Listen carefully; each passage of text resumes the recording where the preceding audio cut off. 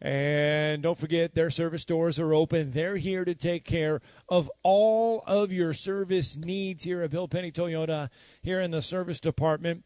Monday through Friday, 7 a.m., 7 p.m. Just give them a call, 256-837-1111.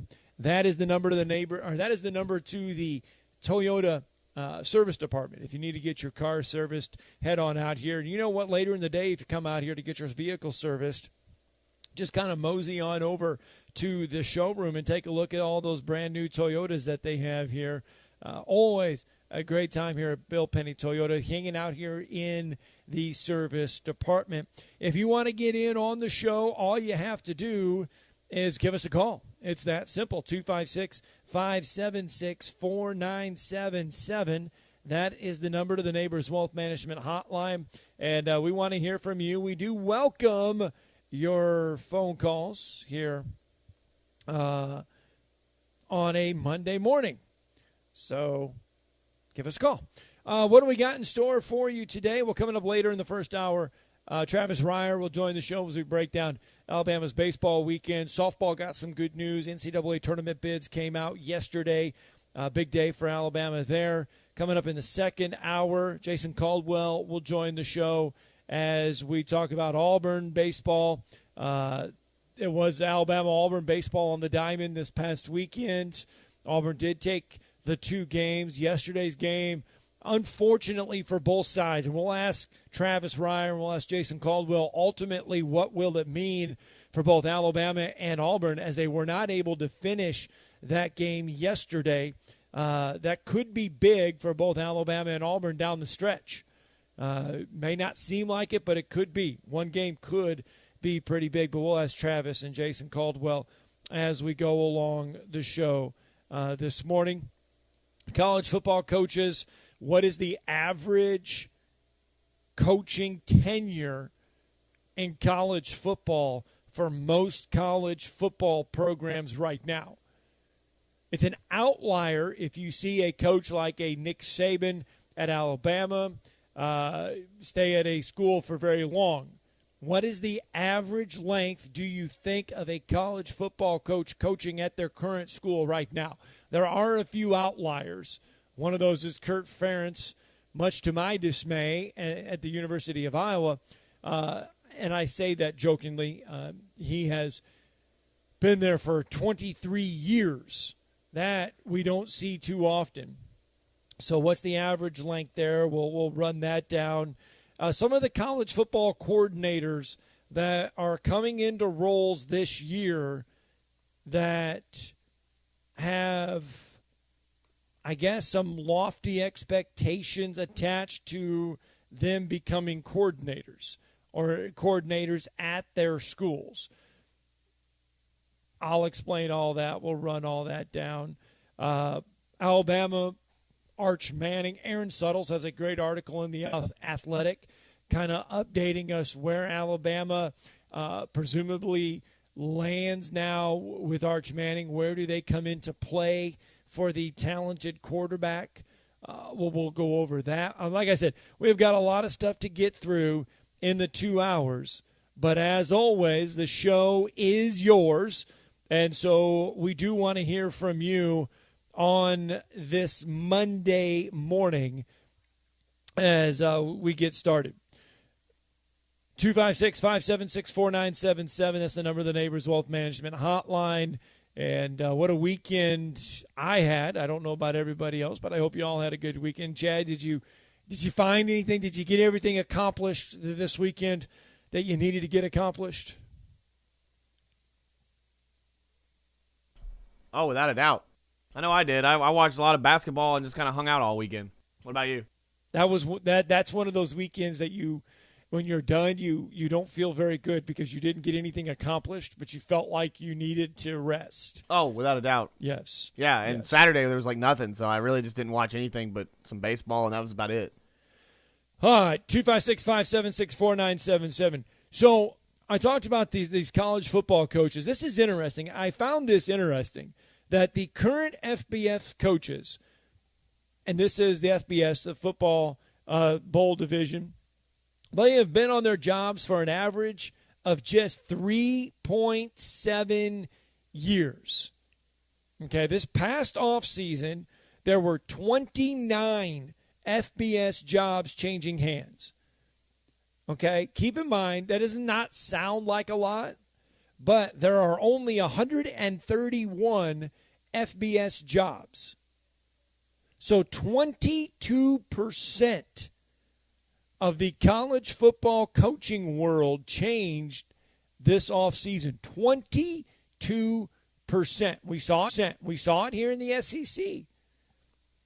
LSU, new coach. Florida, new coach. So the SEC is not immune to any of this. How many of these coaches are going to last 4 years? Of the 29 new jobs, how many do you think will last more than 4 years? We can start in the SEC with just that question. Does Chip Kelly last 4 years at LSU? Would you give Chip Kelly 4 years at LSU, Chad? Brian Kelly? Chip Kelly. Yeah, I mean, Chip Kelly, UCLA. Brian Kelly. My bad. Brian Kelly at LSU. I mean, do you give Brian Kelly 4 years at LSU? I would think, based off of his resume at Notre Dame, he would make it 4 years. But if you don't get within 9-10 wins this season, I think it would probably be a negative look. Billy Napier, Florida. Does Billy Napier make 4 years at Florida? I think you do because of this. I guess the way that he's kind of getting the program, it's gonna be a kind of a learning curve, to be honest with you. Try to see what they can do over at Florida, but I think you should give a lot of these newer coaches 3 to 4 years, because in the NFL, if you don't give a coach 3 to 4 years, you really don't know what you're gonna get if you're gonna get rid of him after 2 years. The reason why we say 4 years is because most of these coaches have been on the job an average of 3.7 years. The 3 longest coaches going into this coming season in college football, these are the 3 longest tenured coaches coming into college football this coming year. Iowa's Kurt Ferentz, Utah's Kyle Whittingham, and Oklahoma State's Mike Gundy. If you add all 3 of them together, they have been at their jobs for 57 seasons. That means those 3 account for 11.7% of the total seasons. 489 seasons for the 131. Kurt Ferentz has been at Iowa for 23 years. Gundy and Whittingham have been at their schools for 17 years. Now, Nick Saban has been there 15. So Nick Saban's not too far off that list.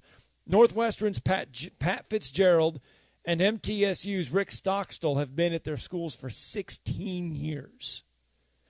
Now, Rick Stockstill at MTSU, probably, depending on who you ask, may be extending his welcome a little too long there. But MTSU is not near the level of an Alabama, LSU, Oklahoma State, Utah. But Pat Fitzgerald has been at Northwestern for 16 years. Air Force's Troy Calhoun has been at his school 15 years. But Nick Saban has been there 15 years as well. So like I said, he's just off that list of the top 3. Now, the only leagues with 2 coaches who have been at their schools for double-digit seasons is the Big Ten. Kurt Ferentz and Fitzgerald. And the Pac-12. Kyle Whittingham. And gosh almighty, I wish he was here. I wish he was here, Chad, because David Shaw's name gets mentioned on the show, and Drew's not here. Oh, yeah. But no. David Shaw has been at Stanford for double-digit years. Now, there are a lot that'll say David Shaw is the most overpaid college football coach in America because of his salary. Now, Stanford is a private school. Stanford does not have to disclose all of David Shaw's numbers, but we presume it's around close to $10 million a year for David Shaw. So he was paid $8.9 million in 2020, and he hasn't won 11 games, or he's only won 11 games since 19. Yeah, we presume he was paid that. Remember, we got to say that because Stanford does not have to disclose, kind of like Duke and Coach K's salary. IRS documents said they got paid $8.9 million in 2020. Okay, so 8.9 for David Shaw, the most overpaid college football coach in America. So he got paid $4.8 million in 2019, and he's only won 11 games since then. He's getting paid the most as like the last coach in the West or whatever in the SEC. He's getting as much as that. 19. I just think this is interesting. I mean, because it goes to show you the life expectancy or the lifespan of some of these coaches. Now, every league in America has had at least one coach with double-digit seasons at their school, except the MAC and the Sun Belt. The longest tenured coaches in the MAC are Eastern Michigan's Chris Creighton and Miami's Chuck Martin. They've been there 8 years. 10 of the 14 coaches in the SEC, Chad, you ready for this one? 10 of the 14 coaches in the Southeastern Conference have coached 3 or fewer seasons at their school. It's 8 of the 14 in the ACC with 3 or fewer. 10 of the 14 in the SEC. A lot of turnover. 10 of the 14 in the SEC have coached 3 or fewer seasons at their school. 10 of the 14. Brian Harsin at Auburn, one of those. Heck, Brian Harsin barely made it a year. His athletics director, Alan Green, was on the Paul Feinbaum show because the region's charity pro-am was going on last week. And Paul Feinbaum had a bunch of big-time guests on there. Alan Green was one of them. Nick Saban, we'll hear from Nick Saban. He made some comments from the region's pro-am earlier last week, and we'll play those on parity. He talked about parity in college football. But Alan Green was on there and admitted and basically said that, yes, last year did not go like he had hoped on the college football field for Auburn.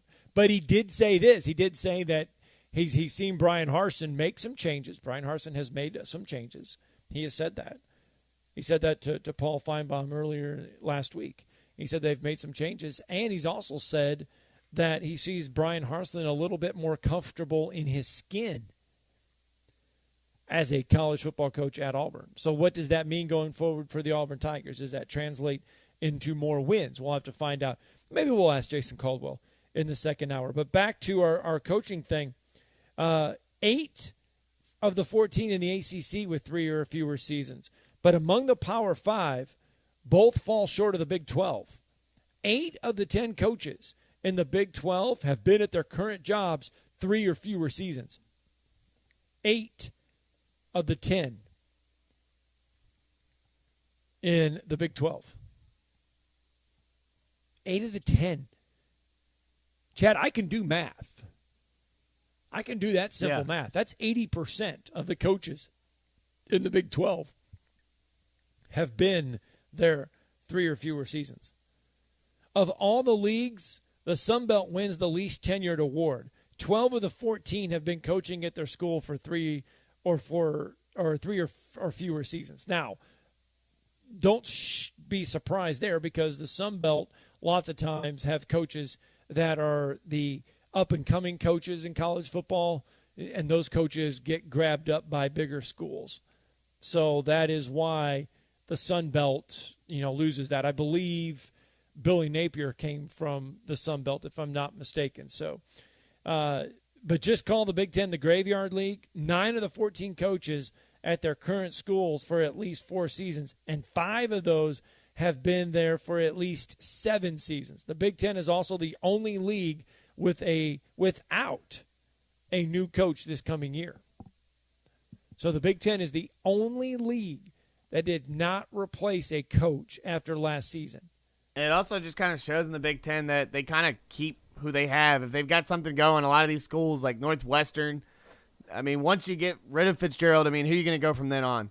Well, it's like Nebraska. Look at Nebraska. Yeah.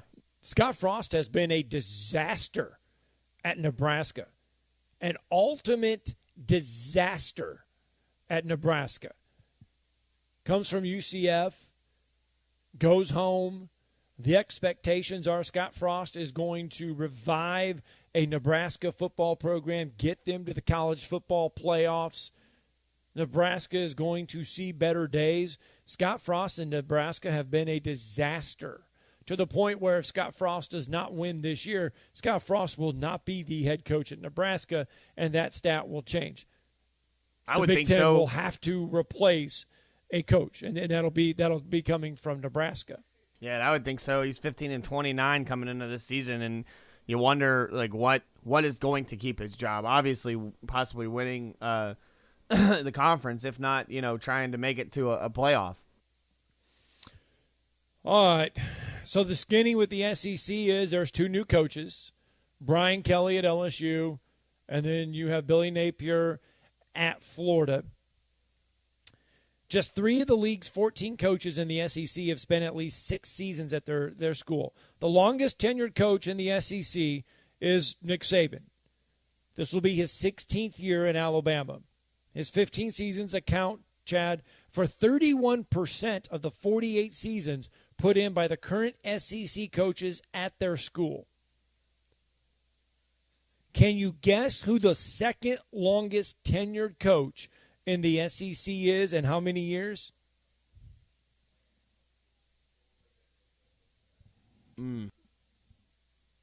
Should know that. You should know this one. Stoops? Yep. 10 years. I thought. He's going into his 10th season is Mark Stoops at Kentucky. Going into his 10th season. I mean, and that's the same answer I could give you with Northwestern. When you get rid of Mark Stoops outside of Kentucky, who else are you going to get? If you look at some of the other big-time leagues, the Power 5 leagues, like the ACC, there are 4 new coaches, 5 others who have coached at their school for 3 or fewer seasons. Mac Brown is entering his 4th season, his second go-around at North Carolina. The longest tenured coach in the ACC, no-brainer here, that's Dabo Swinney. He's going into his 14th season. The second longest tenured coach in the ACC is Dave Doran from NC State, who is going into his 10th season. The Big 12, Mike Gundy, the longest tenured coach. He's going into his 18th year. The second longest tenured coach, this is a shock to me. That's Matt Campbell at Iowa State. He's going into his 7th year there. And then the Pac-12, Kyle Whittingham from Utah is going into his 18th season. And then Stanford David Shaw is going into his 12th season. So those are the longest tenured coaches in your group of 5. Now the Big Ten, that one there is Kurt Ferentz. The average length of coaching stay in the Big Ten is 6.5 years. Kurt Ferentz is heading into his 24th year. Northwestern's Pat Fitzgerald is going into his 17th year. If you combine those two, they account for 42.9% of the 91 seasons put in by the current Big Ten coaches at their schools. 5 of the Big Ten coaches have been in their current jobs for 3 or fewer seasons. So I just find this very interesting because I don't know if it says about how the league views themselves, because you look at it, Iowa and Northwestern have not been in playoff contention. So do these schools value tenure? Do they value the fact that you can win 7-8 games and not be in playoff contention? Are they okay with that? Or is it because you look at the SEC and is it the fact that the schools, the fans, the conference puts pressure on you to win? The expectations are to win a national championship, not just win 8 games. not just win 9 games? Is that why we see less tenure in the SEC versus the Big Ten?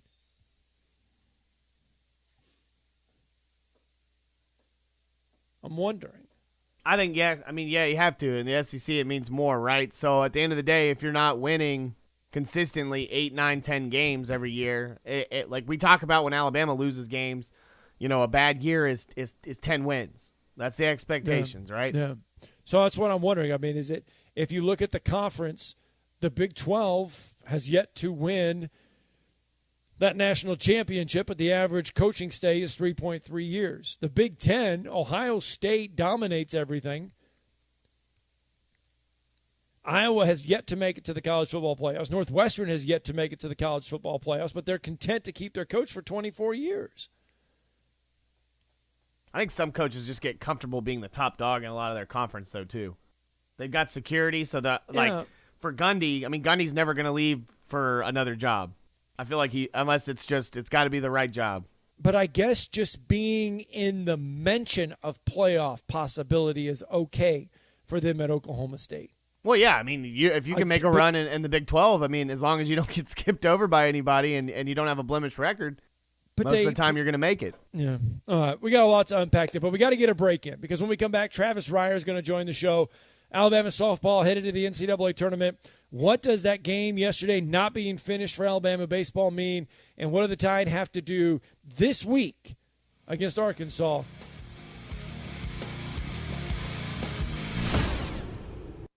You're listening to Talkin Ball on 97.7 ESPN, The Zone. Good morning. Looking for problems this morning. We're just not finding anything. Traffic building in nicely. No wrecks, no stalls, no traffic signal problems to report. You be safe. Maybe we can keep it that way. 2030 Fast Track can make your clothes fall off. Greg lost 92 pounds in 6 months on the plan. A free hormone quiz will tell you if the program can work for you. 2030huntsville.com. Captain Nick in the Jordan Lane Popeye Skywatch Traffic Center.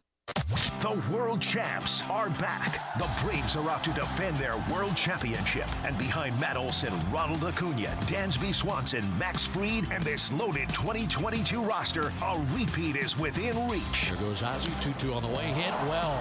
Deep center field. Might have ourselves a tie ball game. You betcha.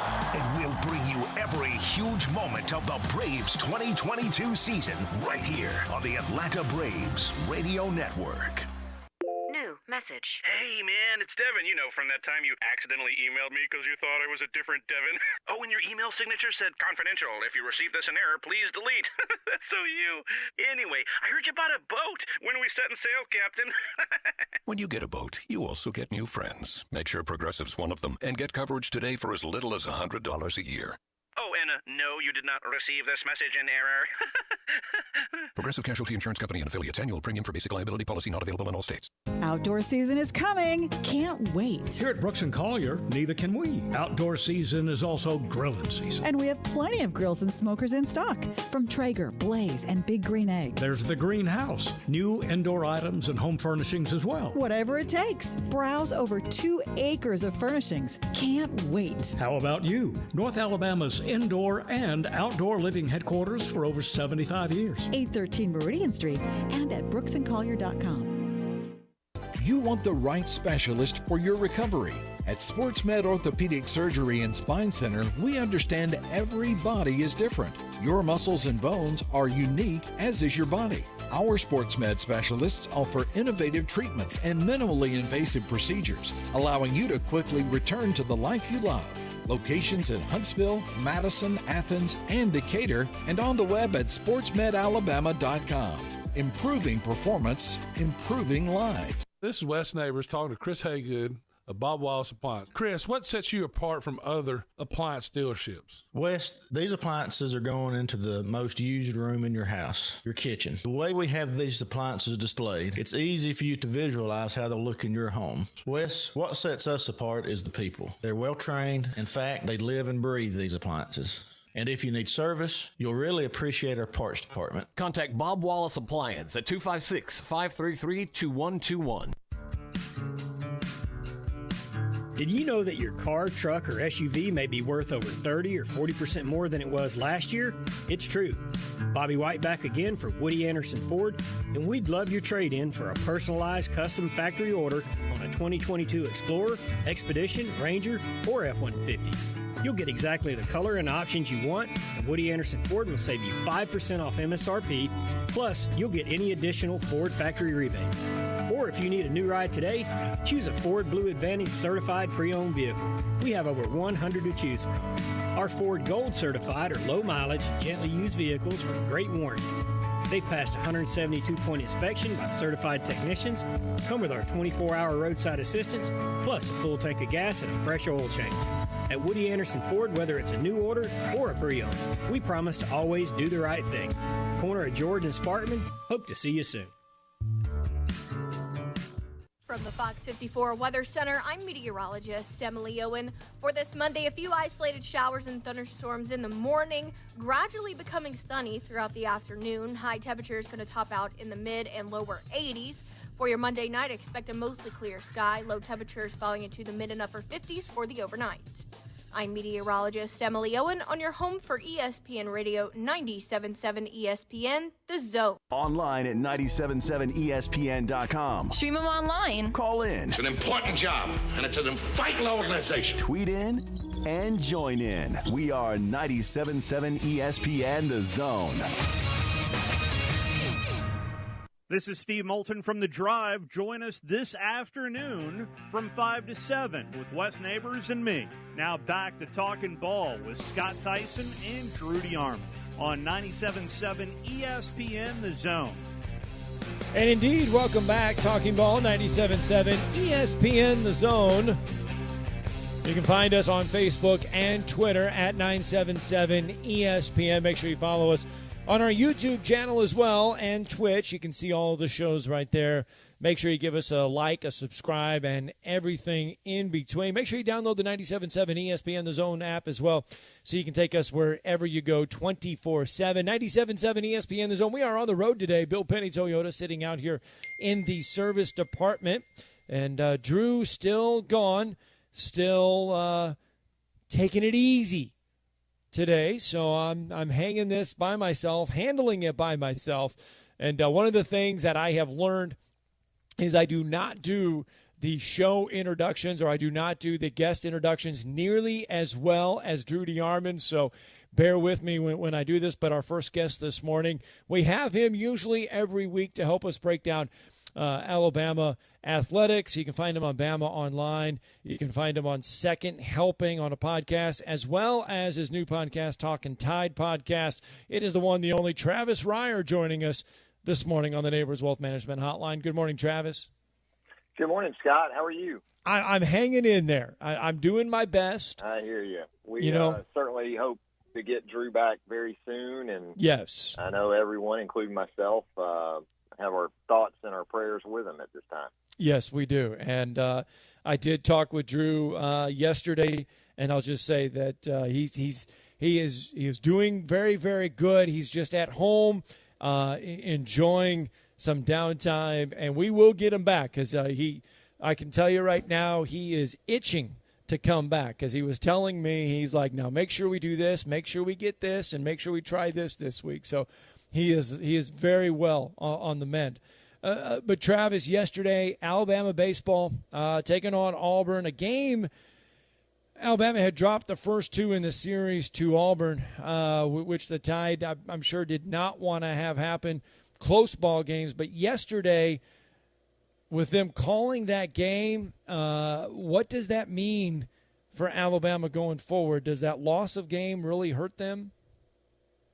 I don't think it does. Now, obviously, with one more weekend series to go, it could play out a number of ways. But in terms of keeping them ahead of a couple of clubs for that 12th spot in the SEC tournament where the loss column is concerned, it could prove beneficial when you get down to tiebreakers, if you come down to really not needing a tiebreaker based on that. So, we'll see. I think in some ways they were fortunate yesterday because it was a 1-1 game with the bases loaded and one out for the Auburn Tigers in the bottom of the fifth. So, that was a tough situation for Alabama to be in at the time. Who knows if Auburn breaks it open there. Maybe Alabama gets out of that situation, goes on and gets a much-needed win, because the bottom line is this is a team that, after the 2 weekend losses on the Plains, 3-11 in their last 14 games, and just not trending in a very positive direction at all.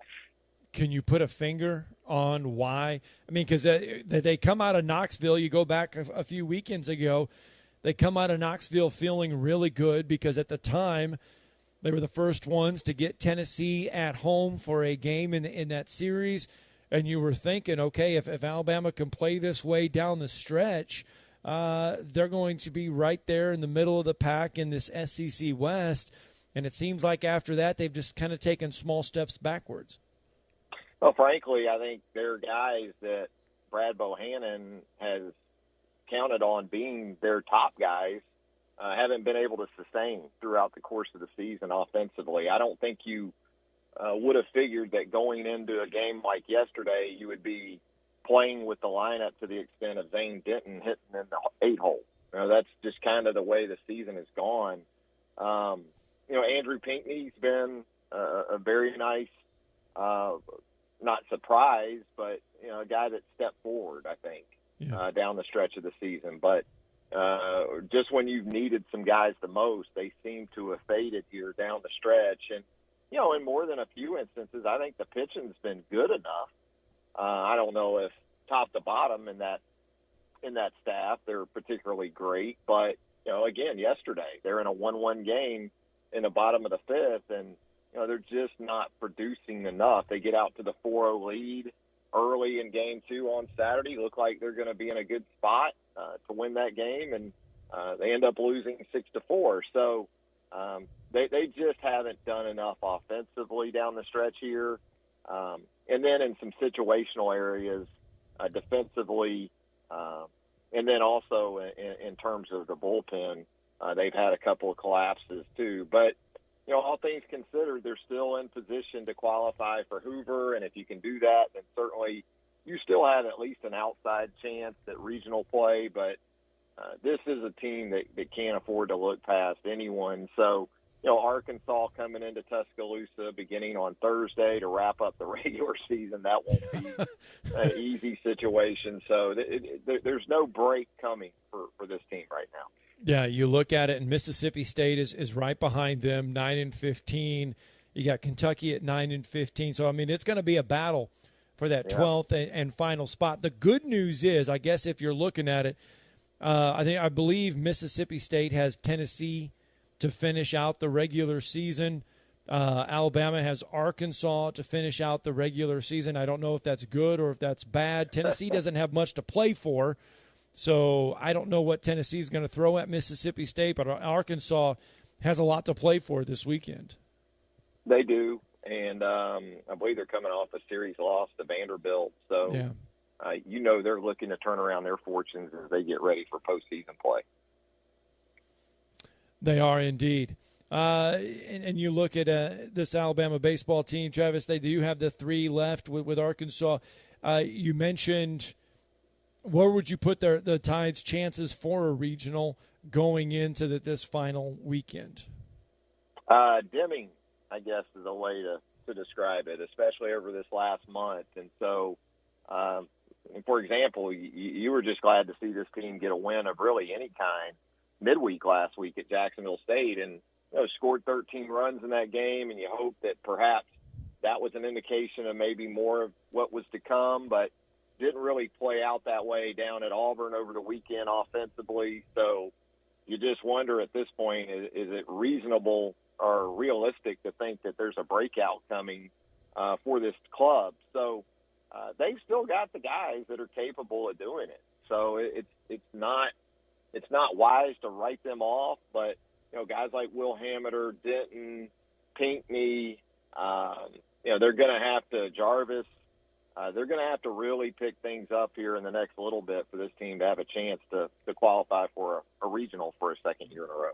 Well, let's move on to softball. Yesterday, Alabama finds out that they get the number 6 overall seed, the 23rd NCAA, consecutive 23rd NCAA tournament for Patrick Murphy's squad there. Alabama will be at home on that one. I know the SEC tournament didn't go the way they had planned, falling to Missouri in their opening round game.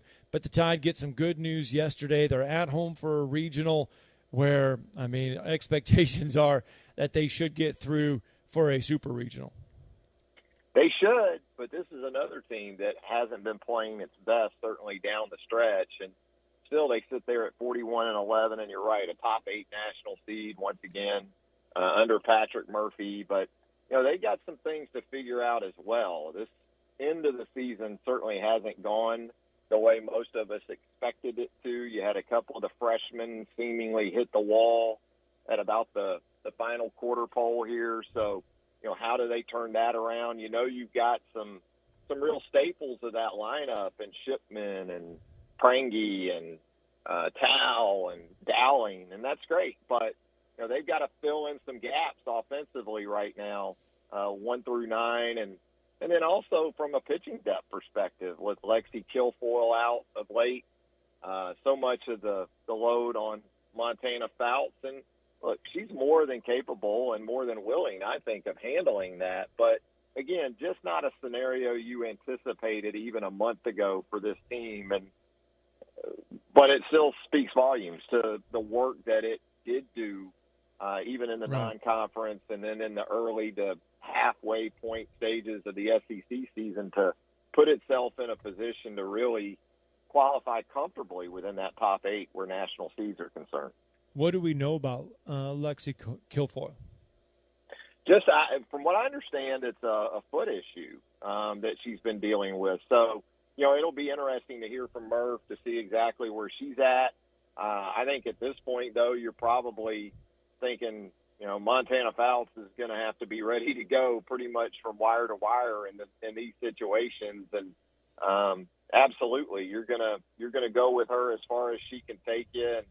And if Kilfoyle can give you something, that's great. But, you know, in the 3 and the 4 spot so far this season, you know, Alex Salter did some nice things in a start against Missouri a couple of weekends ago. Got it 4-5 quality innings in that spot. That was a big situation in that game 2 of that series. But I don't know if you can really go to that well, especially if your season's on the line at this point. You know, at this point, you're going to give the ball to 14 as much as you need to.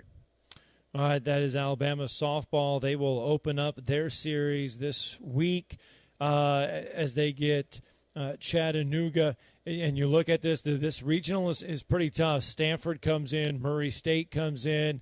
That is a tough region for Alabama to get through. They're going to have to work. I don't think this is going to be in one of those regions where they're just able to walk through it.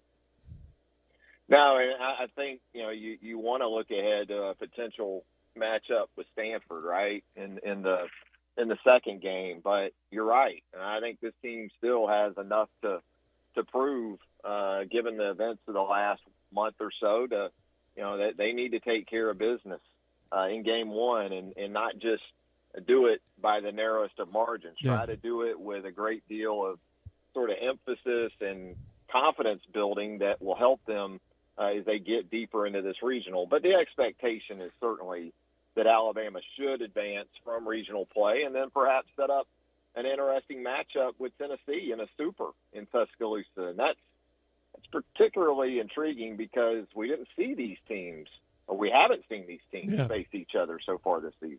Yeah, that's the thing. If Alabama is fortunate, they do get that winner of the Tennessee region. And you mentioned they haven't seen Tennessee. And if Alabama, I mean, it did not work out, but we didn't even get to see Alabama and Auburn play this year on the softball diamond. And we talk about the scheduling nuances in football. Boy, it is even stranger on the college softball side. It is. And I think for Alabama at this point, that type of scenario works to its benefit. And I'm sure Tennessee probably feels the same way, in that unlike Florida and Missouri and some other teams, Alabama didn't see Arkansas either. So another weird sort of deal there. You haven't had hitters get a good look at Montana this season in terms of what's left before the the potential trip to OKC. So, whether it's Stanford or Murray State or potentially Tennessee or another team from that regional, there's a great chance that there's not a great depth of knowledge and exposure to Montana to this point of the season.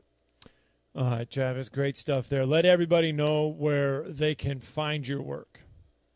Just go to BamaOnline.com or Alabama.247sports.com. Either way will get you to us. All right, thanks, Travis. Thanks, Scott. See you soon, All right. Drew. Yes, Travis Ryer with us this morning, and good stuff there. Alabama baseball, Alabama softball. A lot of that in the news right now because baseball has one remaining series left of the year, and that is at home with Arkansas. Alabama softball will begin regional play this week, and you'll be able to hear that action on 97.7 ESPN The Zone. I imagine we'll be able to stream both of those for you, so we'll let you know how all that will play out between Alabama baseball and Alabama softball. But I tell you what, let's get that break in. When we come back, we're going to wrap up hour number one live from Bill Penny Toyota here in the service department. You're listening to Talkin Ball on 97.7 ESPN The Zone. Ann Adams with Berkshire Hathaway Rise Real Estate is the one name to know if you're buying or selling real estate. With years of local experience, Ann Adams offers buyers in-depth knowledge of the local housing market and will narrow available properties down to those you'll be interested in so you can save time when shopping for your new home. If you're ready to sell, Ann offers a seamless process using accurate pricing and expert negotiation skills to make sure you get a fair price for your home. Call Ann Adams today at 256-337-2625 or log on bhhsriserealestate.com. Two Maids and a Mop. That's all you need to know to clean house. Two Maids and a Mop is an award-winning company, bonded and insured. Hire them for yourself, or they have gift cards if you want to make someone else's day. Find out more online at twomaidshuntsville.com. A maid service worth talking about. Two Maids and a Mop take care of everything. They supply all the cleaning equipment needed. Call 256-883-6243. The only finger you'll need to lift is the one to call them. I'm James Lomax, and I'm running to be your state representative. I'm running because the stakes have never been higher. I was raised here. I attended Grissom High School in UAH, and now my wife Elizabeth and I are building a family here. Through my career in commercial real estate, I've seen firsthand the challenges facing our area, but also the unique opportunities that lay ahead. As your state representative, I will work with other leaders to keep our economy on track while reeling in new industries and being a champion for existing businesses. I'll make sure that we have the best schools in our state and that we get the fair share of road funding and that Redstone Arsenal is promoted. I believe first and foremost that life begins at conception and it must be protected. With fresh, conservative leadership, I'll stand up and fight against a toxic, cancel culture-based agenda, and I'll fight for a better tomorrow in Alabama. I'm James Lomax, and I ask for your vote in the Republican primary on May 24th. Paid for by Friends of James Lomax. P.O. Box 875, Huntsville, Alabama 35804. When I chose a garage door company, I did my homework. I needed Precision Overhead Garage Door Service. They have a 5-star Google rating. I checked their reviews and liked what their customers had to say. Precision Overhead Garage Door has lifetime warranty packages. Same-day service if I call before 2 p.m. If they can't make it the same day, my service call fee the next day is waived. They did a 25-point safety inspection on the door and operator. Now that's peace of mind. Residential, commercial, and gate services. Precision Overhead Garage Door Service. Call 256-400-4500. You've got to experience Toyotathon at Bill Penny Toyota. They've got the selection with over 700 new Toyotas to choose from. And they've got the extras with Bill Penny perks and a 10-year unlimited warranty. So get on over to Bill Penny Toyota today and experience Toyotathon. Bill Penny Toyota in Huntsville and online at BillPennyToyota.com. Bill Penny's Toyota 10-year unlimited warranty is valid through the 10th year of ownership. Valid on new vehicles only. See dealer for details. The Atlanta Braves are back on the field, and this reloaded roster is fired up to defend their crown and run it back in 2022. 1-2 coming. Crushed. Left field. Auto line. That ball is out of here. 2-run home run from Austin Riley. Tonight, the Braves roll out for another big National League Series as they roll into American Family Field in Milwaukee to take on the Brewers. Braves radio's on the air at 6:25 Eastern, 5:25 Central on the Braves Radio Network. Just got a wreck in at Oakwood and Suzanne Terrace. That one's coming in with injuries, so we'll have emergency equipment headed that way. Everything else looking good this morning. You have to go to Coleman to find another accident.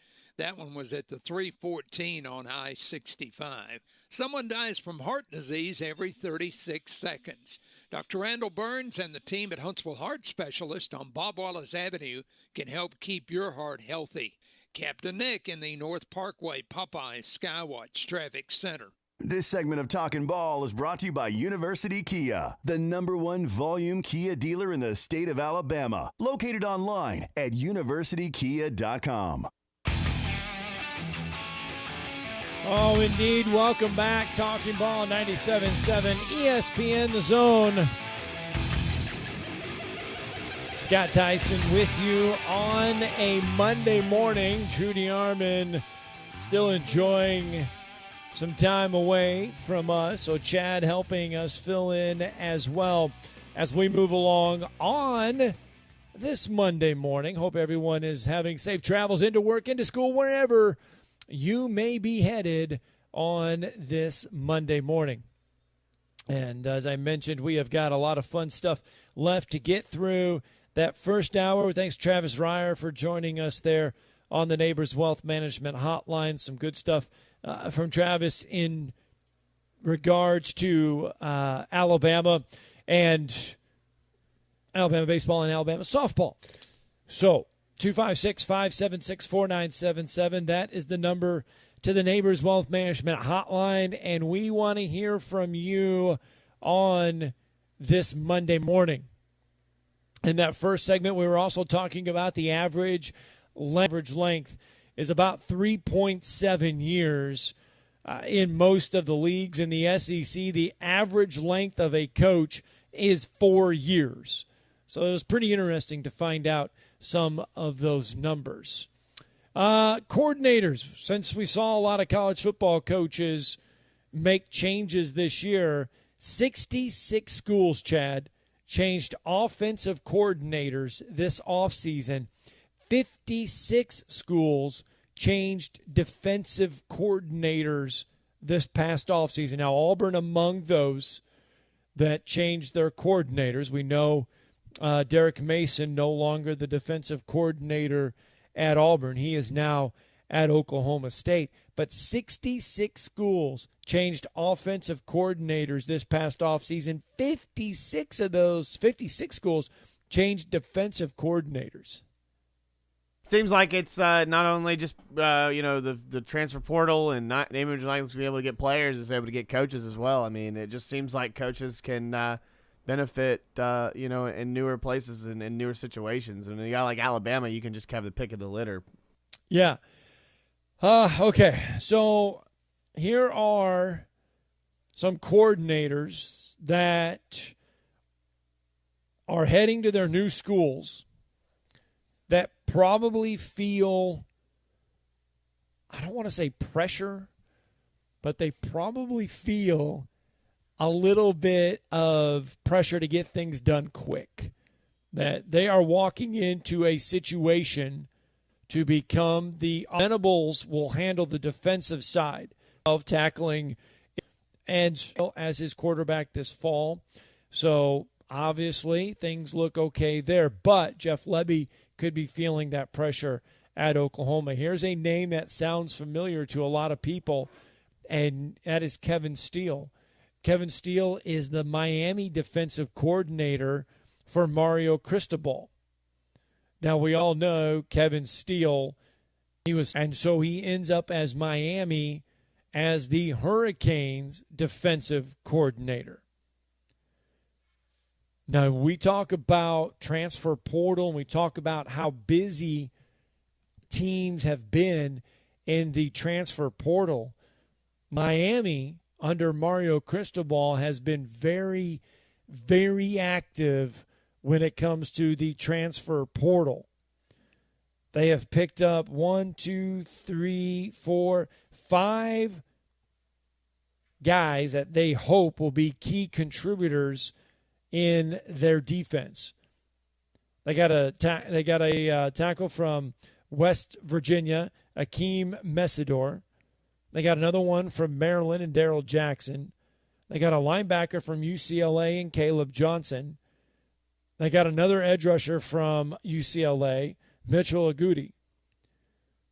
So Kevin Steele's job is going to be meshing those key transfers with some of the holdovers that Miami had. Now, what kind of uphill battle is Kevin Steele facing at Miami? How about this, Chad? The Hurricanes have finished in the top 4 in total defense in the ACC just 3 times in the past 10 seasons. 3 times in the past 10 seasons. Yeah, and you kind of hope that, he can really produce something, as much as we've always heard the rumors of him trying to be a head coach again, or just he was awful outside of an interim head coach, Yeah. He's awful as a head coach. Oh, no, without a doubt. With Kevin a Steele, 9-37 record, awful. that's not too shabby. Not too shabby. Did you just As being say? an awful head coach, yes.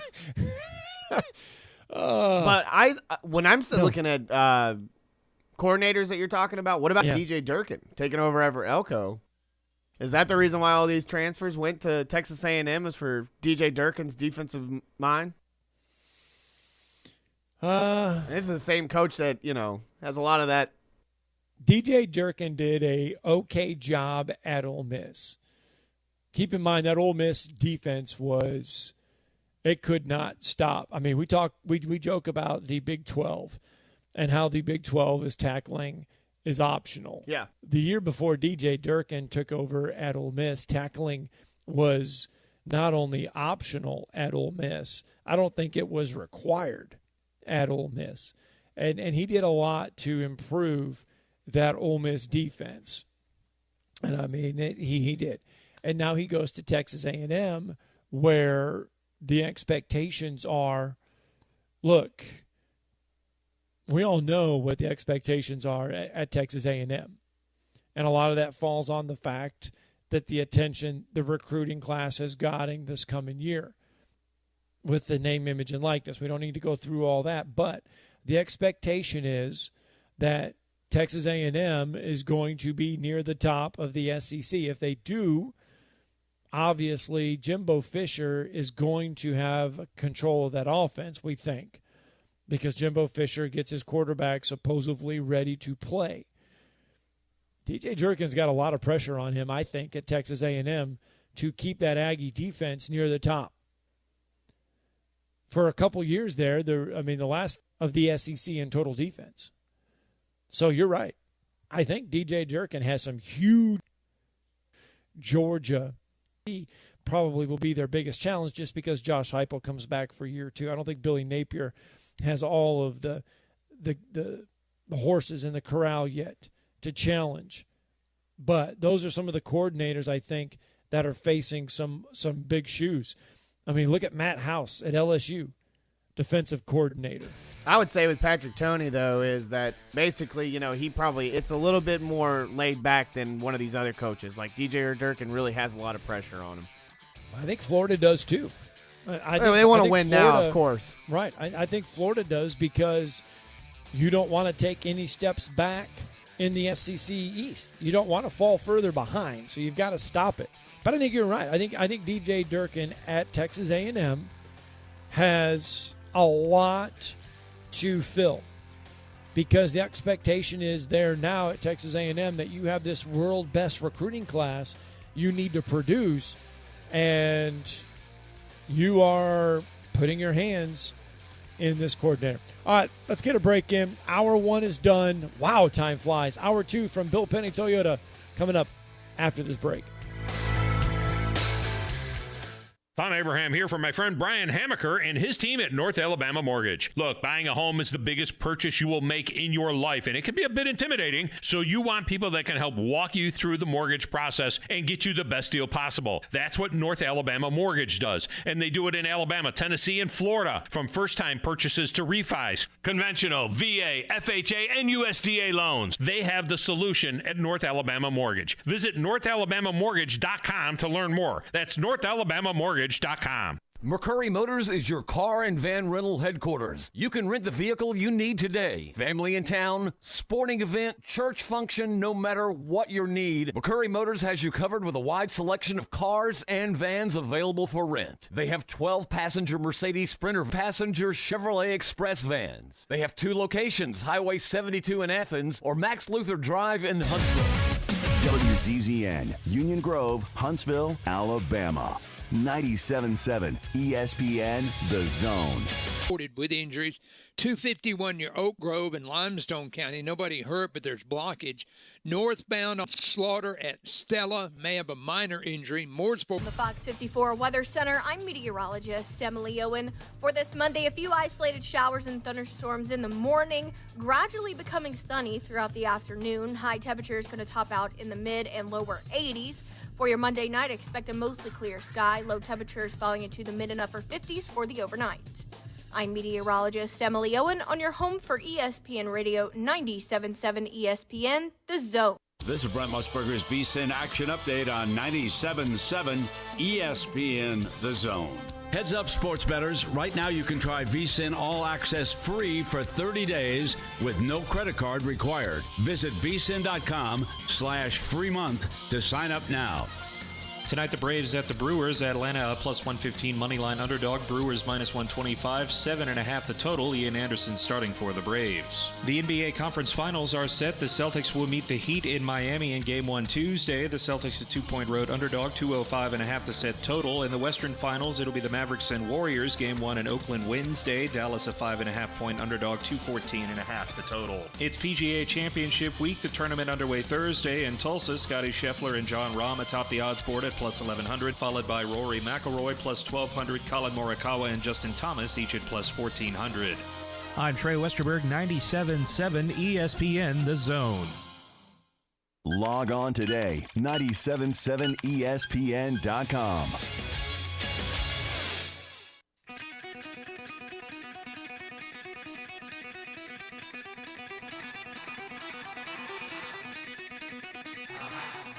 Welcome to Talkin Ball with Scott Tyson and Drew DeArmond. Call into the Neighbors Wealth Management Hotline now, 256-576-4977. That's 256-576-4977. Now, here's Scott and Drew. And with that, we do say welcome back. Talking Ball, 97.7 ESPN, The Zone. Coming to you live from Bill Penny Toyota, sitting out here in the service department. Don't forget, Monday through Friday, 7 a.m. to 7 p.m., they can service your vehicle. Just give them a call, 256-837-1111. It is the Bill Penny Toyota Service Department. And then they are open on Saturday, 7 a.m. to 5 p.m. as well. You can get a hold of us on the Neighbors Wealth Management Hotline, 256-576-4977. That is the number to the Neighbors Wealth Management Hotline. We want to hear from you on a Monday. Coming up here in hour 2, Jason Caldwell will join the show as we look ahead to Auburn's final SEC baseball series of the season. Look back at their series with Alabama. Talk Auburn softball as they got a bid to the NCAA tournament yesterday as well. The 17th time for Auburn headed to the NCAA softball tournament. And Auburn also got a defensive help via the transfer portal from over the weekend. So we'll talk about that as well. They got a safety through the transfer portal, spent 2 years at Iowa State. So we'll talk about that. Nick Saban was on the Paul Feinbaum show on Friday or over the weekend from the Regions Charity Championship or the Regions Pro-Am, and he talked about the state of college football. Take a listen to Nick Saban. I think one of the things that I'd like to see us be able to work back to is, everything in college football has always had parity. Same scholarship, same academic support, health care, whatever it is. And I don't think we have that balance right now, which could affect, the parity of college football and college athletics as a whole. So, and I know we got a lot of good people working on it, and I'm sure they'll come up with a good solution for us. There you hear it, Nick Saban talking about the fact that the one thing in college football that we've always used to be able to see is parity. We've always been able to see parity, the same amount of scholarships, the same amount of rules. Rules are the same for everything in college football. And obviously, Nick Saban there talking about, I mean, he's not saying it, Chad, but he's alluding to it, that name, image, and likeness. He's including in the transfer portal. He's including the one-time transfer. He's basically lumping everything in college football into that one statement, saying that he'd like to see us get back to the way college football has always been, and that is a little bit of parity. Now, we talk about parity and maybe the lack of it when it comes to the college football playoffs, the fact that we have just 3 or 4 teams every year when it comes to the college football playoffs. Maybe he's, not alluding to that. I don't know. But I thought it was interesting that Nick Saban, and once he said that, boy, everybody jumped on the fact that Nick Saban's not happy with college football, not liking the way college football is, speaking his mind on college football. The comments just went, especially on Twitter, just went kind of crazy when Nick Saban made those comments. But he's right in one aspect, that we have always seen college football maintain certain things, whether it be the 25 limit scholarship or the amount of money certain kids get via this grant or something. We don't have that right now in college football. It is kind of the Wild West. I know we use that term quite a bit, but it is the wild, wild west of college football. Oh, without a doubt. And I mean, you're just going to continue to see the better teams, the rich get richer, like they always say. And he's already warned college football once. And this is kind of when you want to listen to people that are trying to help the sport and not ruin it. Nick Saban seems to be the guy that always wants to, do something about it. There's always something wrong with it too. I get it when you're perfect and you always want to be even more perfect. It just seems like you just want to make it as perfect as possible. But I think with the name, image, and likeness, the transfer portal, the way that's handled, I think we're just past that now. And like some coaches say, shut up and coach, or we got to kind of conform to the times. And Mike Bray from Notre Dame said that a couple weeks ago, that all these coaches need to quit complaining about the name, image, and likeness, needs to quit complaining about the sports the way it is right now, and just basically quit complaining, quit talking about it, deal with it, and move on. Yeah, because at the end of the day, there's no reason. It should have been hashed out, originally, the right way before, and now you're going to have issues with, whether it's tampering or whatever, and we're getting into the point where, eventually, these guys are getting to the point where they're obviously going to be employees of the school, and it's slowly going to turn into the NFL. And the crazy thing is right now how easy it is for these players to be able to transfer and everything like that, because in the NFL, you're locked in for 5 years, a lot of times as soon as you get drafted. So, you have to sit there for 5 years with the same team under a rookie contract. When you come in, these guys are coming into college and they're making more than they probably would their first year in the NFL. And, it's like if this school doesn't fit them, then they're able to go, no problem at all, and possibly make more money in NIL. Yeah. All right, 256-576-4977. That is the number to the Neighbors Wealth Management Hotline. We want to hear from you on this Monday morning as we come to you live from Bill Penny Toyota, sitting out here in the service department, hanging out here with the fine folks here at Bill Penny Toyota. So we want to hear from you, 256-576-4977. That is the number to the Neighbors Wealth Management Hotline. So Aaron Suttles from The Athletic, and we've had Aaron Suttles on this show several times. And one of the big topics is, where does Alabama stand in the recruitment of Arch Manning? And there is a lot of talk that Texas right now is probably leading the way. Now, there was rumors out there, and Aaron Suttles puts it in his article, said there were rumors since shot down that Alabama had been dropped from Manning's consideration.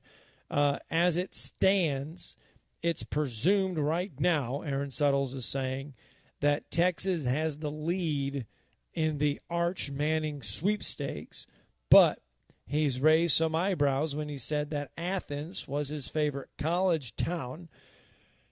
Now you gotta make of that or what you will, says Aaron Suttles. It's I mean, Chad, we're dealing with 17, 18-year-old minds here, and you gotta understand that, he's trying. Nick Saban has previously said he's been trying to get a Manning on his team for a long time. It would create a heightened prospects for the Tides 2023 class. But it wouldn't be lost if Manning does not play or go somewhere else other than Alabama. Eli Holstein, another Louisiana prep quarterback, has had an excellent spring.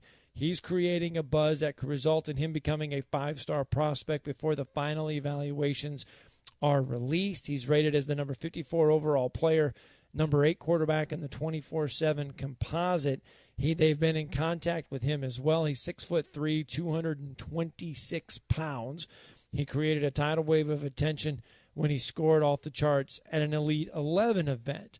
So it's interesting as to the Arch Manning sweepstakes. If you head to our Facebook page at 977 ESPN, there's an article there on 24/7 Sports. Talking about where Alabama, where Georgia, where Texas kind of stand in the Arch Manning sweepstakes. But it's interesting because obviously going through this year, Arch Manning has said that he wants to kind of get this done with. So we're going to know probably sooner than later where Arch Manning heads. But we've talked about Arch Manning now for 3 years on this show. Our good friend Mike Detillier down there in Louisiana tipped us off on Arch Manning. Gosh, what was it, Chad, about 3 years ago? Isn't that when we first started talking about Arch? Yeah. I just wonder, with all the buzz, all the hype, I get it. It's Arch Manning. It's the name. It's the last name, everything like that. But if you can get a guy like Eli Holstein who's been doing really well, he's looks like a tad shorter than Arch Manning. It looks like he's a big, strong quarterback. I mean, I don't know why you wouldn't try to coddle him a little bit too. Try to see if I get it. If we don't get Arch, he's second fiddle, but that's a pretty good second fiddle, especially for the future. And I get it. It's a great ploy for the 2023 class and everything like that. But it's Alabama. I mean, you already know that they're going to get, if not number 1, they're going to get number 2. They're going to get the guys that They're going to be able to get talent around him, and Arch Manning should be able to see that, by making his decision of what Alabama can get to kind of make him a lot better. And it's going to look a lot better in the draft. In this article, and this is where I miss Drew, because Drew would be able to tell us everything is going to be okay, or should Alabama fans hit the panic button, because this is where Drew would be able to walk me through all of this at greater lengths. And I am not, I follow a little bit of recruiting, but I do not follow it in the same fashion and have the same knowledge as my co-host does by any stretch of the imagination. But Aaron Suttles points out that Alabama has gotten off to a relatively slow start when it comes to the class of 2023. He notes that right now, Alabama sits with 3 verbal commitments. They rank 35th nationally and 8th in the SEC when it comes to the 24/7 Sports composite. He says they've gotten off to a relatively slow start, but he says that keep in mind, we've seen this happen before. In 2021, Alabama got off to a slow start, but yet they finished with the overall number 1 class in the country. So that's where I wish, I wish we had Drew here today because he could sit here and tell us, okay, wait a minute, don't be too concerned because Alabama's in on this guy, and this guy, and there's no need for concern when it comes to this recruiting class for 2023, a class that could or could not include Arch Manning. So, I mean, and if you really look at it, you kind of had the same situation you did last year. Jameson Williams kind of was on the team around the same time. You're getting, Tyler Harrell right around the same time, another addition on offense. You might get some guys on the defensive side of the ball, maybe commit. This is a 2021 commit team that, had Dallas Turner and Kool-Aid McKinstry. So, this is a team that you could get, you never know. There might be some late buzz and maybe some late spark. All right, 256-576-4977. That is the number to the Neighbors Wealth Management Hotline. We want to hear from you on a Monday. Coming up here in just a little bit, Jason Caldwell will join the show. We're going to talk some Auburn recruiting as they did pick up a safety over the weekend via the transfer portal. Baseball did take both games from Auburn, and softball headed to the NCAA tournament. So we have a lot to unpack with Jason Caldwell coming up here in just a little bit. But we also want to the state softball tournament field is all set. We'll talk about state softball as we go along later in the week because that action will get started before we even know it. State soccer wrapped up over the weekend at John Hunt Park. What a fantastic venue that was this week for state soccer. Big kudos, big congratulations to the city of Huntsville, the Huntsville Sports Commission, and everyone else that put on that state soccer tournament. What a fantastic 3 days. Had a chance to go out there a little bit on Friday and watch some soccer. They've really kind of redone some of the facilities over there at John Hunt Park. And I'm going to tell you what a fantastic venue it was the past 3 days for state soccer. I mean, really, it is amazing when you went out there and took a glimpse of some of this action out there. I know that the turf, they had to kind of it was as good as they could get it, and it was still really good out there. But, man, what a fun environment. I mean, it was. I had a chance to go out there. I was out there for a little bit on Friday. It was fun to be out there. Yeah, beautiful place. I played there as a kid a lot. Soccer was kind of like my second sport as a kid. So, I mean, I love anytime I can watch a little soccer. And we always have a good soccer base up here in North Alabama. So when we pride ourselves on certain sports, I know soccer is definitely one of those ones, boys and girls that, we compete very well up here in North Alabama. All right, just a short time, and we're going to get Jason Caldwell on the show here on this 97.7 ESPN The Zone. What was that? Oh, let's go to Bob on the Neighbors Wealth Management Hotline. Good morning, Bob. Hey, what's up, fellas? You guys were talking Manning sweepstakes and where is he going to go? Should Bama panic? Bama should never panic. I'm not a Bama fan. I'm a Georgia fan, so I'll put that out there up front.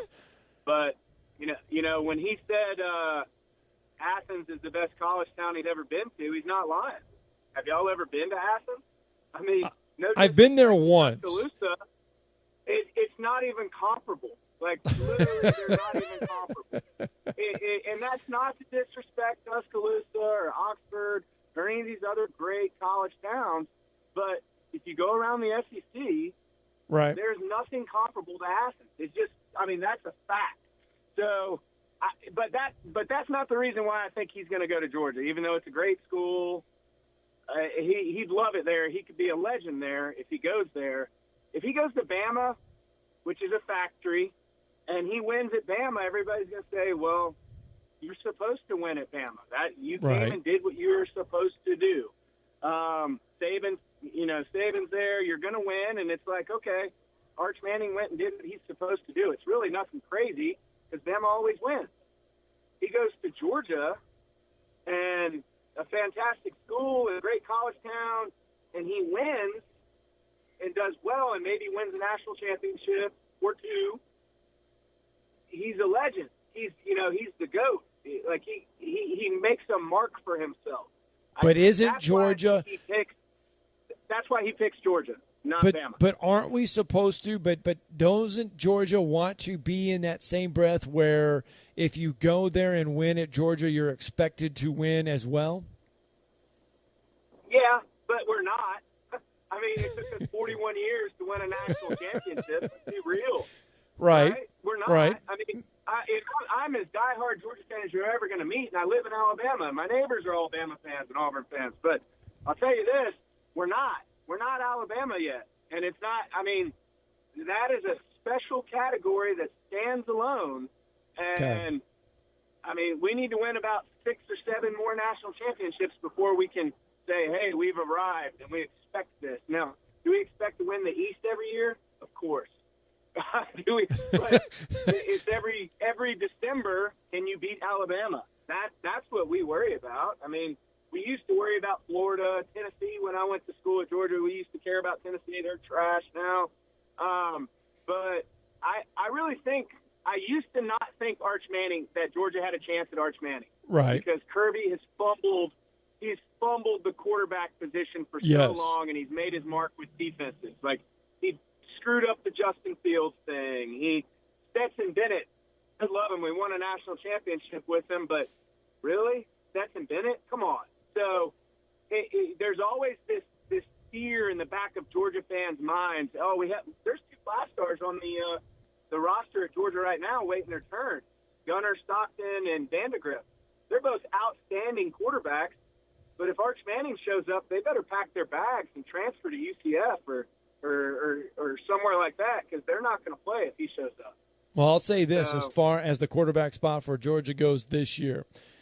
I think Stetson Bennett last year had, I mean, it's no secret that he had a very, very, very good defense to rely on. Now that defense is going to have to replace a lot of guys. Will it take a step back? We don't know. Will it be okay? Will it keep improving? We don't know. But I do think that Stetson Bennett's going to have a lot more pressure. I mean, clearly a lot more pressure on him to produce this year than he has ever had at Georgia. I think he made a huge mistake coming back, to be honest with you, for his 6th year, however many, I mean, he's been there forever. I think he made a mistake coming back. He has this great story, the walk-on, he transferred, JUCO, comes back, stumbles into the starting job, and he's a great game manager, and he had a historic defense to prop him up, and we win, right? And it's like, holy cow, Stetson, you are the hero in the state of Georgia. Like, you're never going to work again, man. You're set. You're the next Buck Bellew. Like, you can write books. You can have your own talk show. You can do everything you want, and you go out on top. But now he decided to come back for another year, and I'll tell you what, if he plays terrible in a game and costs us the game, the Georgia fans are going to turn on him in a second. And you can watch Georgia Twitter and they'll say, oh, no, he's a good dog. We're going to stick by him. Bull. That's a bunch of bull. The minute he throws 3 picks in a game, everybody's going to turn on him and say, put the freshman in, and lose their mind. So I think he made a huge mistake coming back. He should have gone out on top as a champion. This great story. They probably would have done a Netflix movie about the kid. And he would have gone out a hero in Georgia lore. But now he came back, and like you said, they lost 1 million players to the NFL, and he has no receivers. Yep. Good luck, man. I don't know. I don't know what's going to happen this year. I'm still happy about 2021 season, but I think he made a big mistake coming back, and he's going to have. He could not have possibly topped what he did last year, and people are going to get ticked at him when he doesn't play to the level that we need to beat a Bama. He's going to have a lot. Bryce Young out there. Yep. So, yeah. All right, bud. Anyways, well, thanks for the call. Good chatting with you. All right. That's good stuff right there. We'll unpack all of that conversation here in a little bit because there's a lot to get through with that. But let's get a break in because Jason Caldwell needs to join us on the other side, talking some Auburn Tigers. You're listening to Talkin Ball on 97.7 ESPN, The Zone. Got a new wreck, Parkway and Hobbs Road. That one's coming in with injury and possible entrapment. Got lots of emergency equipment headed for it. 251 near 31 in Athens is working. Mooresville and Garrett may have a minor injury. Got one at Stella and Slaughter. That one's got northbound blockage. 251 in the Oak Grove area in Limestone County. I don't think that one's an injury type. Oakwood and Suzanne Terrace did come in with injuries. No hose, no mask. You can ask Dr. Sandman, that's Dr. Sandlin, for the medically proven benefits of the Somnodent for sleep apnea and for snoring. Dr. Sandlin, 350-CARE. Captain Nick in the North Parkway, Popeyes Skywatch Traffic Center. The world champs are back. The Braves are out to defend their world championship. And behind Matt Olson, Ronald Acuna, Dansby Swanson, Max Fried, and this loaded 2022 roster, a repeat is within reach. There goes Ozzie, 2-2 on the way, hit well. Deep center field. Might have ourselves a tie ball game. You betcha. And we'll bring you every huge moment of the Braves 2022 season right here on the Atlanta Braves Radio Network. No representation is made that the quality of legal services to be performed is greater than the quality of legal services performed by other lawyers. A wise man once said, if you take care of old folks and children, everything in the middle will take care of itself. Hi, I'm Danny Aldridge, lawyer in Alabama and Tennessee. In the next 20 years, the number of those folks over 65 years of age will more than double. In our golden years, the most important goal is to be treated with dignity and have control over doing what makes you grateful with those you love. At the Aldridge Law Firm and the Legal Town Center, we're dedicated to help you with these goals, and we'll be there when life throws you those inevitable curveballs. Let us assist you with your legal needs, whatever they may be or become. You may reach us by phone at 256-534-3188 or online with Dan at danaldridgelaw.com. Just remember, we're here to help. Whether it's personal injury, wrongful death, fraud and cheat, or estate planning made complete, we're here to help. This is Wes Neighbors talking to Chris Haygood of Bob Wallace Appliance. Chris, what sets you apart from other appliance dealerships? Wes, these appliances are going into the most used room in your house, your kitchen. The way we have these appliances displayed, it's easy for you to visualize how they'll look in your home. Wes, what sets us apart is the people. They're well trained. In fact, they live and breathe these appliances. And if you need service, you'll really appreciate our parts department. Contact Bob Wallace Appliance at 256-533-2121.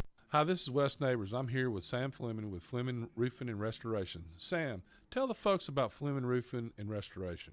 Hey Wes, our company Fleming Roofing and Restoration specializes in commercial and residential roofing and repairs. I'm a fifth generation Huntsvillian, and our family's been doing construction business in Huntsville area since 1965. Sam, what kind of roofs does Fleming Roofing and Restoration do? Our guys are skilled enough. We can come out and address any kind of leaks or issues you might have on your commercial, on your metal roofing, on your shingles. We can do anything, and we can offer you a solution to repair it, or we can replace it. Well, you guys also do insurance restoration. Our staff has 10 plus years of experience as insurance adjusters, and we really do know the inside and out of the claims process at Fleming Roofing and Restoration. Check out Fleming Roofing and Restoration online at FlemingHSV.com, or you can call or text them at 256-651-9440. Hey Wes, we show up. You've got to experience Toyotathon at Bill Penny Toyota. They've got the selection with over 700 new Toyotas to choose from. And they've got the extras with Bill Penny perks and a 10-year unlimited warranty. So get on over to Bill Penny Toyota today and experience Toyotathon. Bill Penny Toyota in Huntsville and online at BillPennyToyota.com. Bill Penny's Toyota 10-year unlimited warranty is valid through the 10th year of ownership. Valid on new vehicles only. See dealer for details. Bring that playoff intensity every day to our shows. Bring it on, Chops.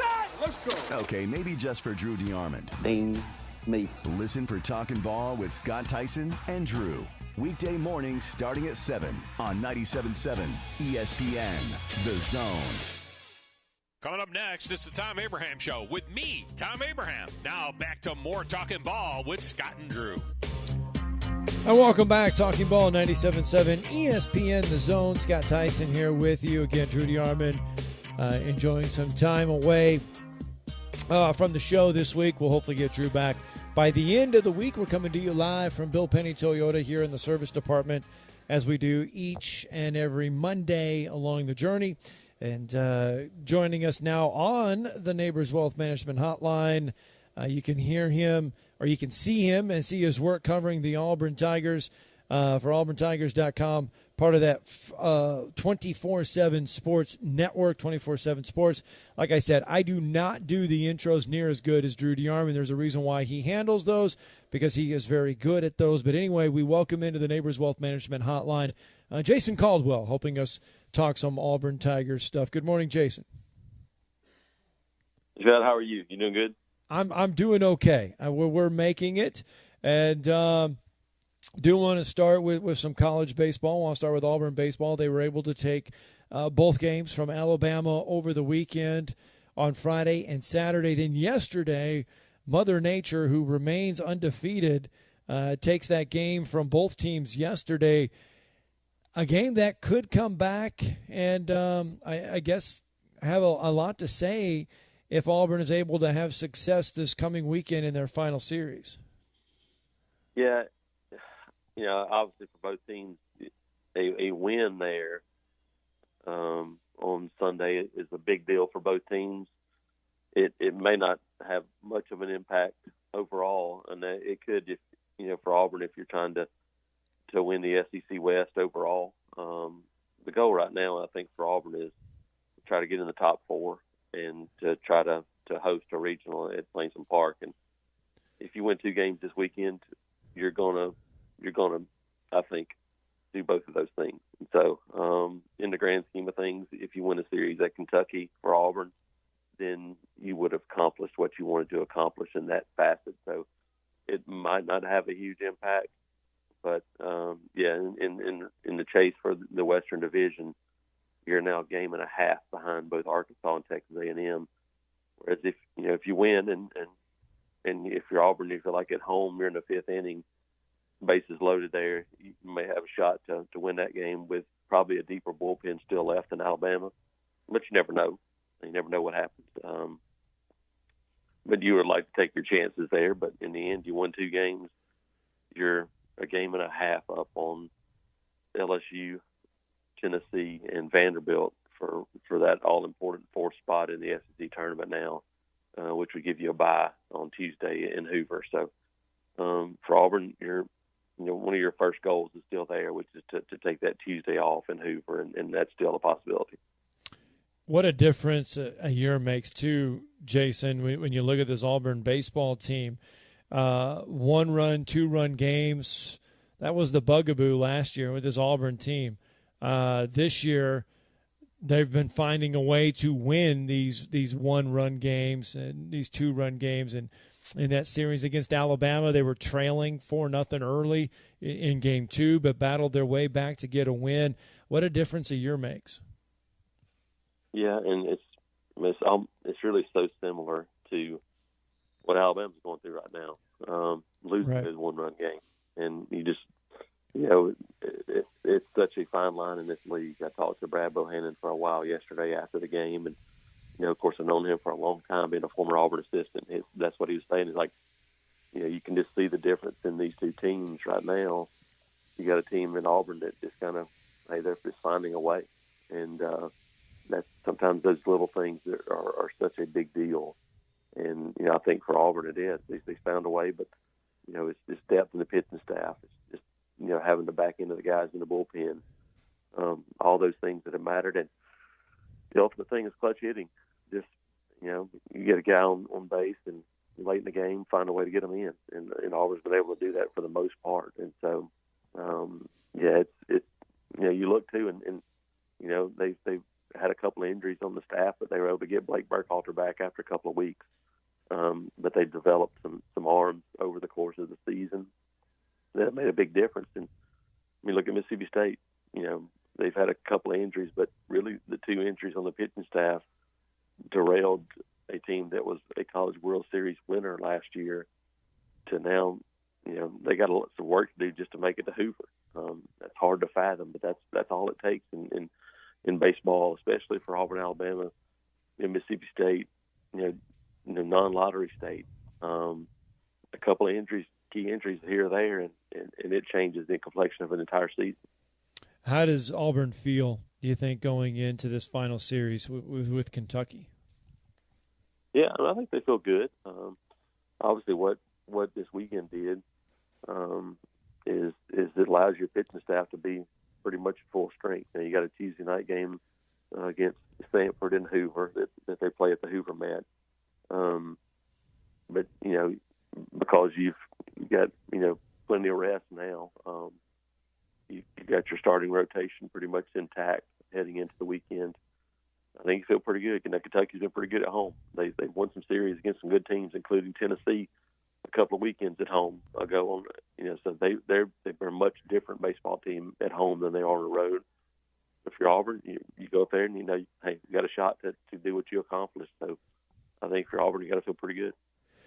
The Auburn softball team getting some good news yesterday. They're headed to the NCAA tournament. Mickey Dean and company, 17th time Auburn will head to the NCAA tournament, heading to Clemson, be a part of that Clemson regional. Yeah, first time they've ever played each other in softball. Of course, it doesn't seem possible that Clemson hadn't had a program for very long. So that's the reason why they're. But really, a talented regional. Auburn may have the toughest 2-seed draw of anybody in the country playing Louisiana in the first round. They're a ranked team as a 3-seed. They won 45 games, hit a bunch of home runs, got 3 pitchers that can really pitch it in the circle. So, Auburn, it's a difficult 2-seed draw for Auburn right out of the gate. But obviously, much less playing Clemson if you were to win. So, yeah, it's a difficult regional. You're not going to a national seed, but if you're Auburn, you probably got a much tougher 3-seed draw than just about anybody else out there. Yeah, Louisiana, they've last few years they have been a thorn in the side too when it comes to anybody in that NCAA tournament. They have been pretty good. Football news and notes: Brian Harsin getting himself some help in the transfer portal over the weekend, getting a safety from Iowa State to come in. Yeah, Craig McDonald is a really physical kid, 6'2", 210. And they've been looking for kind of an enforcer. Smoke Monday's gone. You're looking for a guy that can be an enforcer at that safety position. And Craig McDonald's the guy that he can do that. He did that. He did it last season at Iowa State. He's still got 3 years of eligibility left, which is a big deal. So you're bringing a guy in that can kind of settle in and play for a couple of years, kind of the same thing that Donovan Kaufman has done from Vandy. And get another safety body back there allows you to tinker a little bit maybe with some of those secondary guys, including a guy like Kaufman, and maybe slide him back to the nickel a little bit some here or there. So important addition there. And I think like everybody, they're still combing and knocking down the weeds to see what they can find for 2022. And that's it's crazy to think about. We're here in the middle of May, but that's still what most every college program is doing.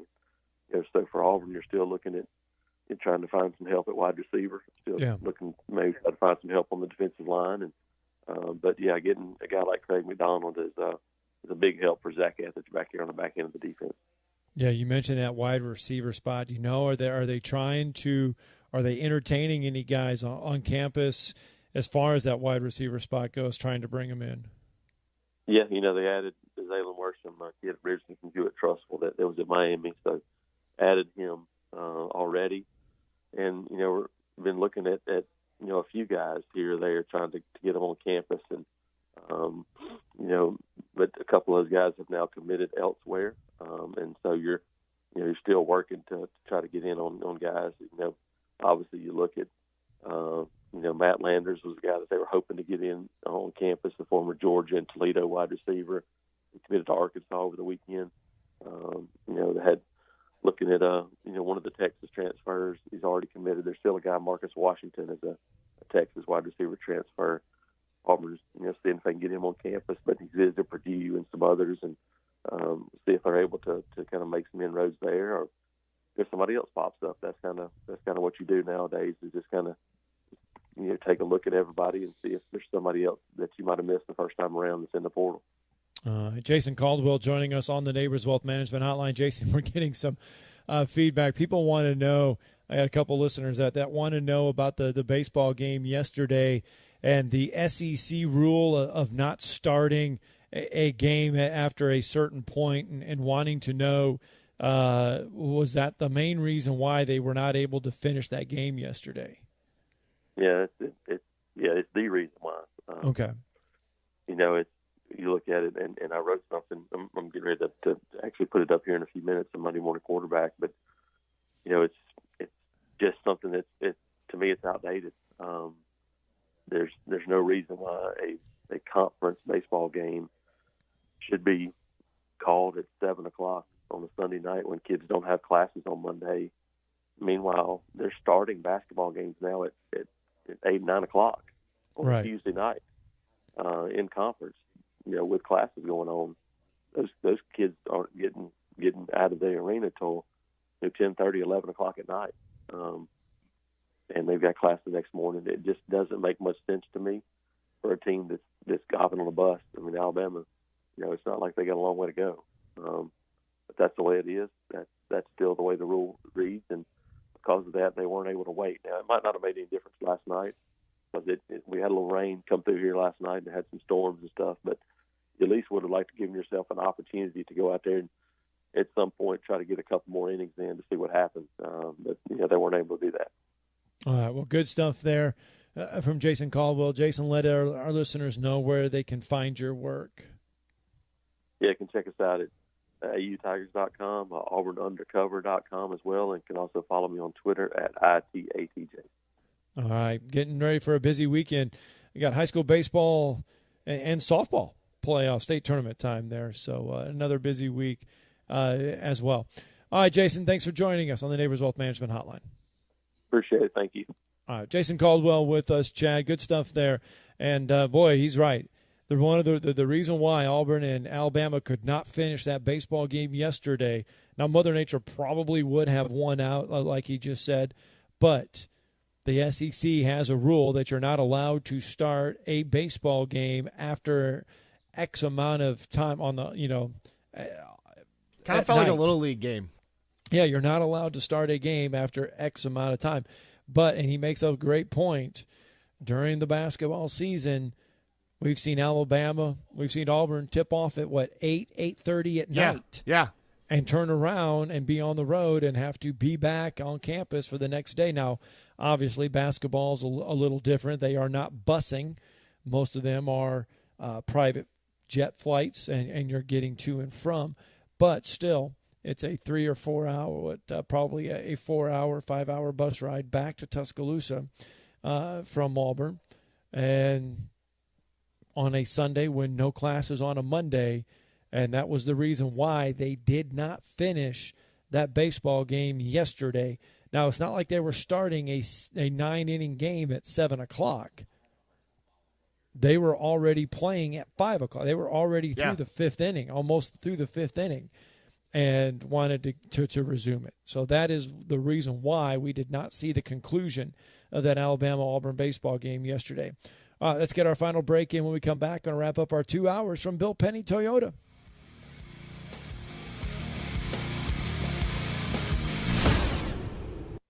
You're listening to Talkin Ball on 97.7 ESPN, The Zone. Got a new wreck, Parkway and Hobbs Road. That one's coming in with injury and possible entrapment. Got lots of emergency equipment headed for it. 251 near 31 in Athens is working. Mooresville and Garrett may have a minor injury. Got one at Stella and Slaughter. That one's got northbound blockage. 251 in the Oak Grove area in Limestone County. I don't think that one's an injury type. Oakwood and Suzanne Terrace did come in with injuries. No hose, no mask. You can ask Dr. Sandman, that's Dr. Sandlin, for the medically proven benefits of the Somnodent for sleep apnea and for snoring. Dr. Sandlin, 350-CARE. Captain Nick in the North Parkway, Popeyes Skywatch Traffic Center.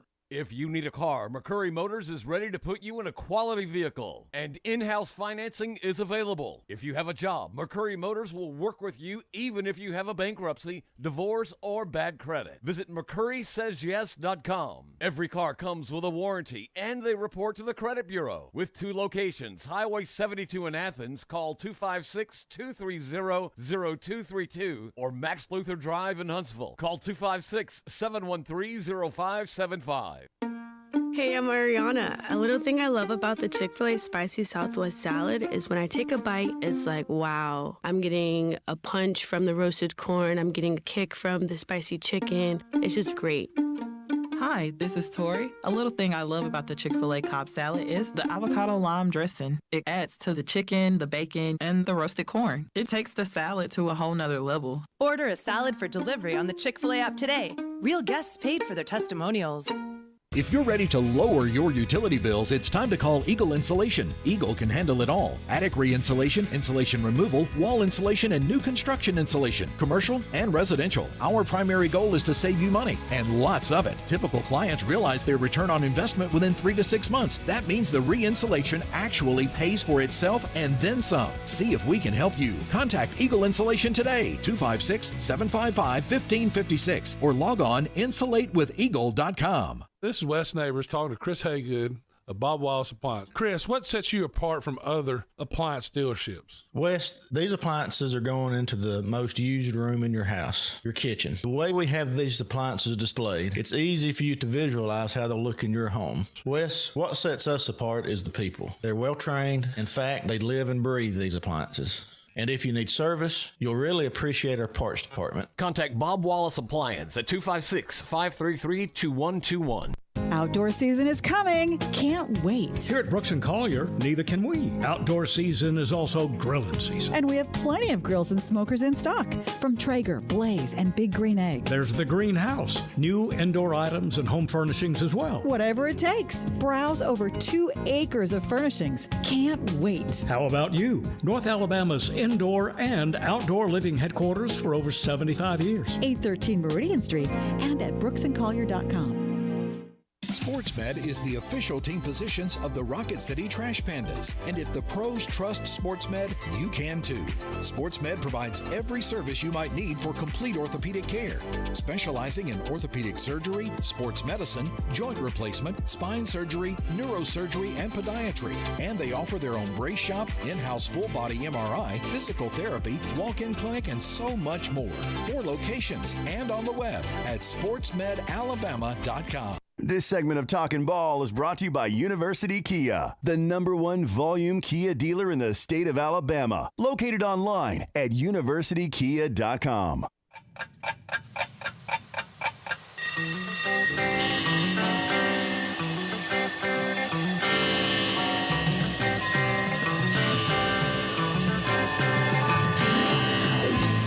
It's time for tomorrow's headlines today with Scott Tyson and Drew DeArmond on 97.7 ESPN The Zone.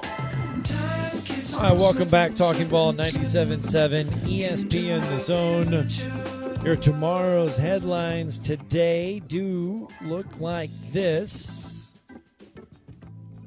The Atlanta Braves taking on the San Diego Padres yesterday in Atlanta. This one would go 11 innings, and the Atlanta Braves ultimately fall to the San Diego Padres 7-3. Braves now slip back to 16-19 on the year, and the Atlanta Braves no time to rest as they had to board a flight as they will head to Milwaukee to begin a series with the Brewers, who are currently leading the NL Central at 22-13. So the Braves, Chad, get done playing the San Diego Padres, who were above 500, now turn around and have to face their attention to the Milwaukee Brewers.